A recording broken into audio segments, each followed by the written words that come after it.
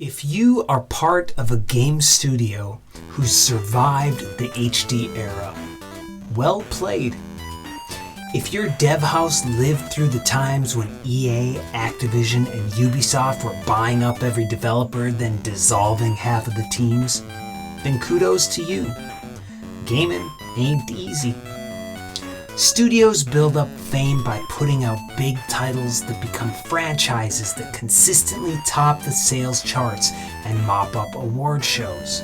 But even the best-known developers behind household names have a few games in their back catalog that make you go, Here are 5 game developers with surprising black sheep in their catalog. Number 1. DICE. Swedish developer DICE started with bazookas and bayonets in Battlefield, then moved on to blasters and lightsabers in Star Wars Battlefront. But did you know they once made a game with weaponized burps and farts? It's true, DICE was behind OG Xbox game Shrek, a 3D platformer that tried to be Super Mario, but ended up more like Sub-Pario. This Xbox launch title's Metacritic score is a 49, the equivalent of a booger on a movie theater armrest. And while the developer is listed as Digital Illusions, what do you think the first 2 letters in DICE stand for? Certainly not Donkey Incontinence. Number 2. From Software. This company's games force you to either get good or throw your controller out the nearest plate glass window. Before they single-handedly created the Souls genre, From Software was doing hardcore first-person titles like King's Field and hardcore mech sims like Armored Core. But they also developed The Adventures of Cookie and Cream, a delightful co-op adventure game for PS2 that trades the underworld for places like Music World and Trick World, and trades demons for clowns bouncing on colorful balls. 2 heroic bunnies must make it to the goal in vertically scrolling platform and puzzle levels. Despite its whimsical aesthetic, Cookie and Cream is every bit as frustrating and rage-inducing as Ornstein and Smaug. That's because 2 people have to work together in perfect harmony to progress through its 8 worlds. Spoiler alert, 2 people never achieve perfect harmony. Unless they're Hall & Oates. Number 3. Arc System Works. Beauty and violence thy name is Arc System Works.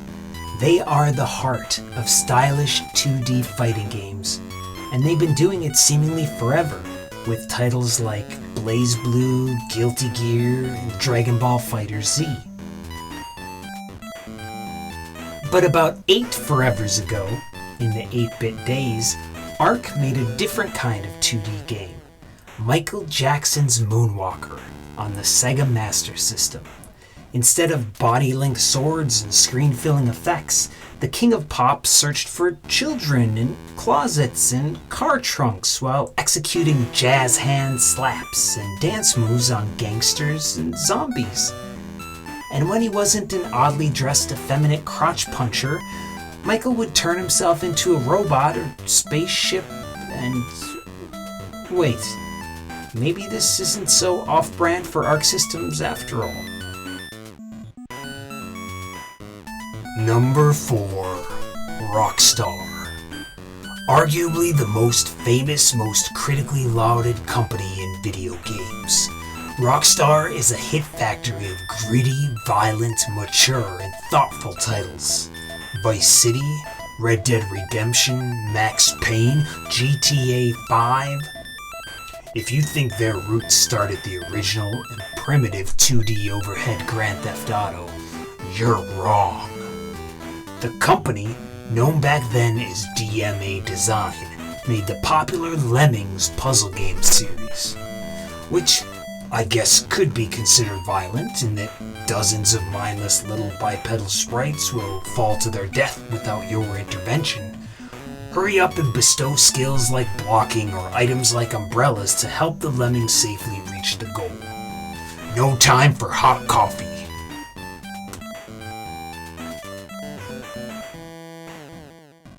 Number 5.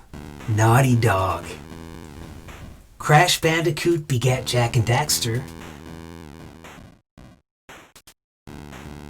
Begat Uncharted.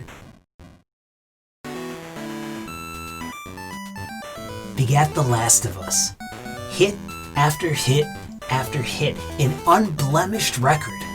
They became the masters of PlayStation platforming, and then the kings of the gaming equivalent of popcorn movies, before tackling some dark topics in stunning fashion. But let's dig even deeper than Nathan Drake with a pickaxe and a treasure map to the 3DO, a console that debuted at $700 and then got disintegrated by PlayStation before most people knew it existed, and to a bad Mortal Kombat ripoff called Way of the Warrior.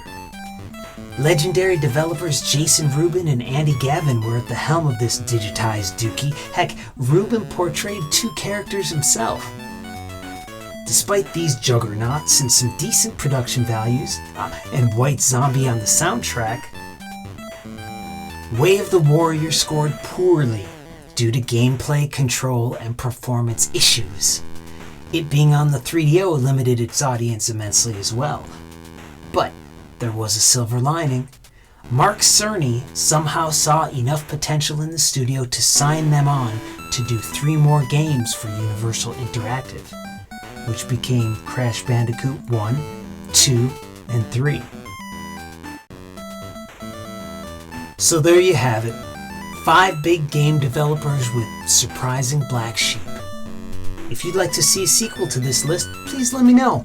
I think I can track down a few more black sheep here on the old farm. But until then, this is Justin Lieber. I'll talk to you again. Thanks for watching, and please like this video, and please subscribe, and have a lovely day.